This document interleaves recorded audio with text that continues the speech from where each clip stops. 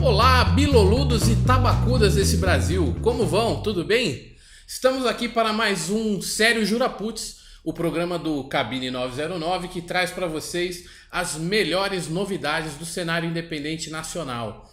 E hoje a gente vai falar de uma banda que não é nova, de novo, já tem aí mais de 20 anos de carreira entre idas e vindas, e que começou não sendo independente. Os caras começaram assinando com uma major e tal, e acabaram independentes e estão aí hoje roendo o osso e fazendo bonito, que é a Jorge Cabeleira e o Dia em que Todos Seremos Inúteis. Sim, esse é o nome da banda completo. Pra não ficar uma coisa muito confusa, eu vou chamar a banda só de A Jorge Cabeleira, ok?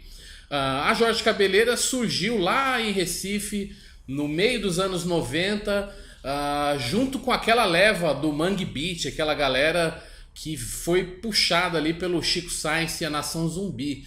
E no meio dos anos 90 a indústria musical ainda era uma coisa pujante, as gravadoras, né, davam as cartas, mandavam no cenário junto com a MTV, com as rádios e tudo mais. Não existia internet, MP3 e tudo mais.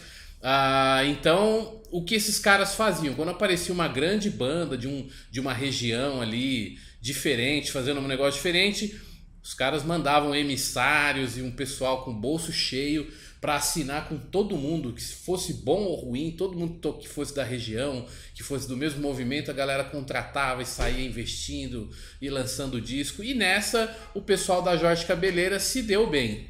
A banda existia, tocava em garagem, em festa de amigos e tal, e eles se chamavam Os Mordomos. E aí, esse nome, Jorge Cabeleira e o Dia em que Seremos Todos Inúteis, surgiu como uma malandragenzinha dos caras. Eles foram se inscrever para tocar num festival local lá, e as bandas podiam escrever só uma música, e eles queriam escrever duas. Eles não queriam abrir mão de nenhuma. Então alguém teve a brilhante ideia de falar, então a gente inscreve uma como Os Mordomos e a outra como Jorge Cabeleira. E aí o que der deu. Parece muito inverossímil, mas acredite, no meio dos anos 90 isso era muito possível. Era só trocar de roupa, botar uma bombeta diferente lá e estava tudo resolvido. No final das contas desse festival, as duas músicas dos caras foram para a final, e aí os caras tiveram que dar um puta de um gato lá e fazer exatamente isso, se disfarçar para tocar de novo as músicas na final e tal. E como resultado final desse festival, a banda que ganhou, levou o prêmio principal, foi a Devotos do Ódio, que fez sucesso, também pegou o bonde aí, também assinou na época, que é um punk rock raivoso, com influências nordestinas, que o vocalista era o Canibal, jogava o MTV Rock Go, você que assistia há de se lembrar.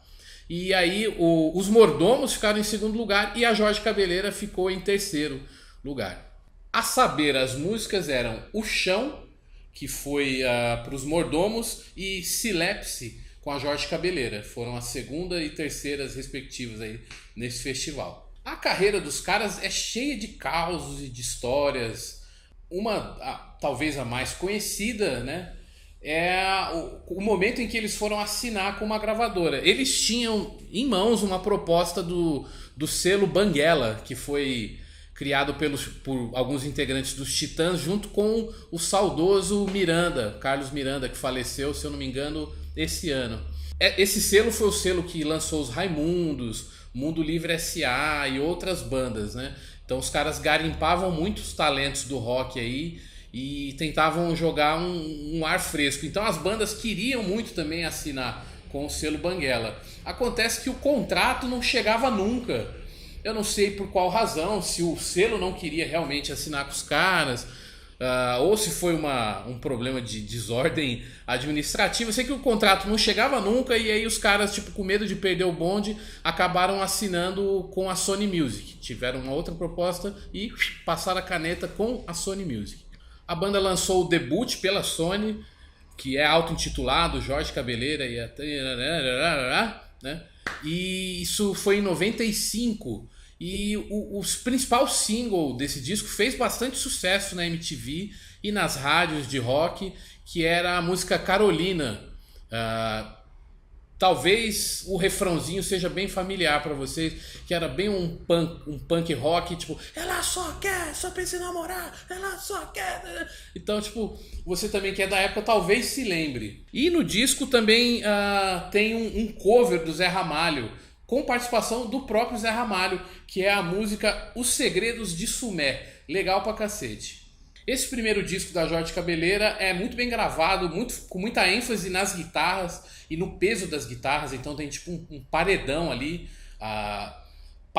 Tem lá a assinatura sonora realmente da época, assim, né? Do rock pesado praticado na época. Tem muita influência de punk rock, assim como os Devotos, mas também de heavy metal. Os caras da Jorge Cabeleira acho que são essencialmente metaleiros. Depois a banda acabou se perdendo um pouco administrativamente também. Os caras, acho que faltou um pouco de gestão de carreira, não sei, os caras não levavam tão a sério quanto a gravadora queria. Talvez eles levassem a sério o máximo que eles podiam, mas a gravadora queria mais deles, queriam que eles fossem morar no Rio para ajudar a promover o trabalho e tudo mais, e os caras naquela coisa raiz e tal, quase inocente de manter as raízes lá no Recife, né?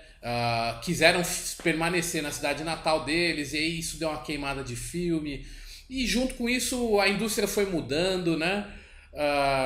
E as gravadoras foram perdendo poder de investimento, e os caras acabaram dispensados, tendo lançado só um disco, e aí, enfim, viraram, né? A ideia era que eles virassem o One Hit Wonder, né, com Carolina e tal. Só que os caras foram bem guerreiros e conseguiram manter aí a unidade da banda e lançaram o segundo disco, de forma independente. Esse disco saiu em 2001, se chama Alugam-se Asas para o Carnaval. Já esse disco é um pouco irregular e é um disco que é difícil de se achar para escutar. Você tem que ir nas piores casas do ramo aí. Nas plataformas de streaming não tem. Em 2014, a Jorge Cabeleira lançou um Greatest Hits, uma coletânea com as melhores músicas desses dois discos deles, o lançado pela Sony lá em 95 e o segundo, e mais duas músicas inéditas. O disquinho é esse aqui, ó. Ele se chama Trazendo Luzes Eternas. E a capa é bem legal, talvez não dê para ver bem por causa da luz, então a gente vai ver ampliada aqui.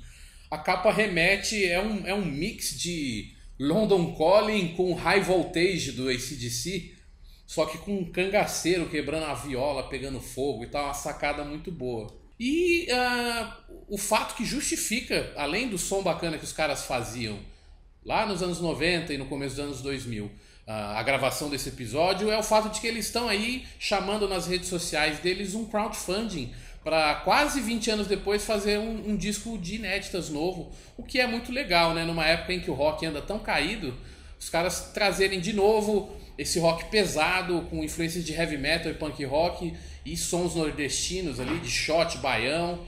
Acho que é um negócio que tem boa chance de dar certo nessa época de 2018, onde a cena independente tem crescido, tem crescido os espaços em São Paulo e acredito que em outras cidades também, e a galera gosta muito de misturas, de coisas diferentes. Eu acho que pode rolar bem aí se vier bem feito o novo disco da Jorge Cabeleira. Acho que vale a pena você aí dar uma procurada nas redes sociais e investir uma moeda aí no trampo dos caras. Pode dar bom, viu? E você aí, o que você acha do som da Jorge Cabeleira e O Dia em que Todos Seremos Inúteis?